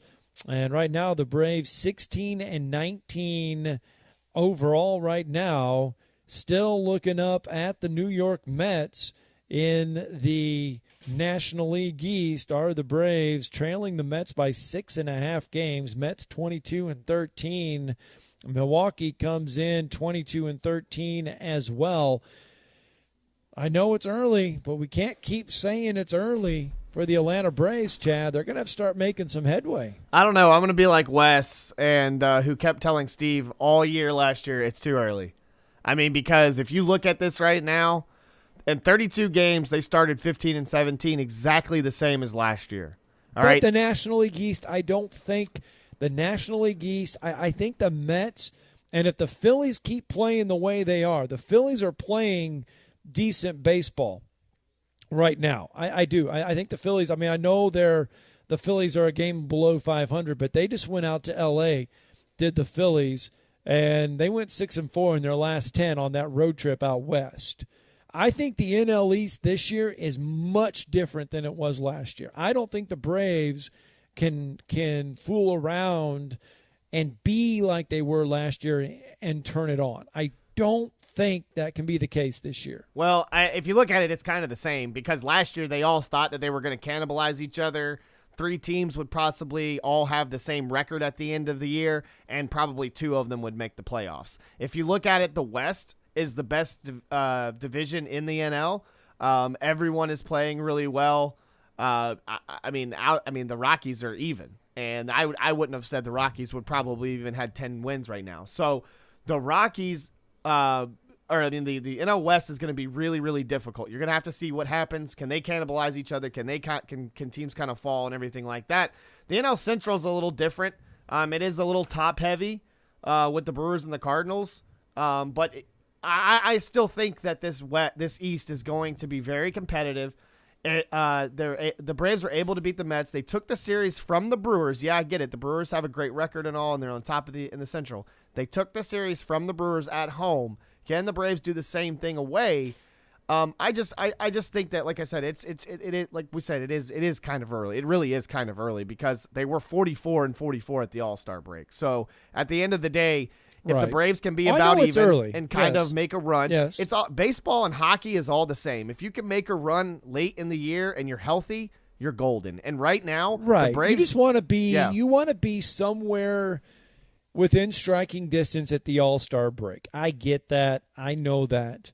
But the thing of it is you don't want the Mets to keep playing as good as they have been. Now the Mets are just 5-5 in their last 10. You don't want the Mets to keep playing as well as they have been. Now Buck Showalter knows how to manage a ball club. He has been here before. Last year the Mets were just a disaster because they just did not have it as far as managerialship goes. My fear is that if the Mets stay hot and stay playing well, and the Braves are hanging around that 500 mark, I don't see the Mets, unless barring injury, I don't see the Mets collapsing like they did last year. I would agree with you, but you just never know in baseball. Injuries can come, and they can come at the worst time. Yep. And baseball always seems to you're always. I think baseball is a lot harder compared to other sports when you're trying to find guys off the bench. You're trying to find guys in the farm system that can come up and make an immediate impact. It's a little easier in basketball because you got 10 guys, and a lot of times your bench players sometimes can be some of your best players you can have throughout a playoff run. So at the end of the day, you're really going to have to. The problem with the Braves is the bats are just not there. The relievers and the bullpen is doing. The bullpen is actually 1 and 2. They're right there. I mean, they're the top. Right. But the issue is the starting pitching. Kyle Wright, outside of him being the ace, the starting pitching needs to get there. And Max Fried has turned it around. Now he got off to a slow start. Did Max Fried? I'll say the late start. I'll say also the early late start. Whatever you want to say to the MLB season. It's kind of getting guys. Even though we said guys would be ready, you can clearly tell that some of the pitchers are not ready, whether the ball's dead or not. Whether you want to complain about what's going on with the doctoring of the ball. I still think pitchers are trying to catch up. And this is a Braves team that I see constantly year in and year out that the bats just do not wake up until the end of the year, or they seem like they don't. And if you can have the same success that you had last year late in the season with a bullpen that's playing stellar right now, I would keep running with it. Outside of that Padres game, I mean, that Padres game, the bullpen kind of fell apart. So, I would definitely think that eventually everything's going to kind of. I don't think the Mets are going to cave in and collapse. But like I said, it's going to be really hard for the Braves to make even a wild card spot if the West is so good. All right, 256-576-4977. That is the number to the Neighbors Wealth Management Hotline. I want to hear from you on this Monday morning as we come to you live from Bill Penny Toyota, sitting out here in the service department. They can get to your vehicle's needs Monday through Friday, 7 a.m. to 7 p.m., and then on Saturday, 7 a.m. to 5 p.m., it is the Bill Penny Toyota Service Department, and we want to hear from you on this Monday. Just a short time left in the show. As we did mention, the state baseball playoffs will resume over the weekend. It was a tough go for our Madison County area teams, as Madison Academy fell short in their series against Russellville. Hartselle is through into the 6A state title game as they got the best of Hazel Green 2-0. So Hartselle will face off against Pelham for the 6A state championship. So congratulations to Hartselle. Tough luck there, though, for Hazel Green. In Class 4A, it's going to be Mobile Christian and Etowah for the state championship. In Class 3A, Trinity Presbyterian will take on Piedmont for the 3A state baseball title. In Class 2A, Decatur Heritage is through. They're going to take on Long for the 2A state baseball title. And in Class 1A, Lindsay Lane will take on Bayshore Christian Academy for the 1A state baseball title. And Class 7A, if you want to know, that's going to be Central versus Hewitt Trussville for the 7A state baseball title. Don't forget, state softball getting ready to start. Plenty of North Alabama teams going to be playing for a state title there. In Class 7A, let's see here. We did not get anybody in Class 7A. In Class 6A, Athens, congratulations. Athens is on into the state bracket there, the final 8 there in Class 6A. In Class 5A, I'm looking at it right now. Don't have anyone there. In Class 4A, I'm pulling these brackets up as we go. Congratulations to Madison County, North Jackson, and Brooks. They are all through in Class 4A. West Point is through in Class 5A. In Class 3A, congratulations to Plainview, Piedmont. They are through in Class 3A for state softball. In Class 2A, Mars Hill Bible gets through, Hatton gets through, Eider gets through. Congratulations to those. And then Cedar Bluff, Waterloo, Skyline in Class 1A. So those are your state softball participants there. That's getting ready to start this week. So, Chad, that's it. That's 2 hours. We've made it. Good show. Good start to the week. Good job. Yeah, we'll be back in studio tomorrow morning. And we'll live here from Bill Penny Toyota. Don't forget, Monday through Friday, 7 a.m. to 7 p.m. And then on Saturday, 7 a.m. to 5 p.m. Bill Penny Toyota, the service department. They're here to take care of your needs. Thanks to Jason Caldwell. Thanks to Travis Ryer. Thanks to all of our calls, our listeners. We'll be back at it tomorrow morning, 7 o'clock, Talking Ball, 97.7 ESPN, The Zone. America First Alabama PAC is responsible for the content of this advertising. The woke mob is growing. Gas prices are soaring. The liberal cancel culture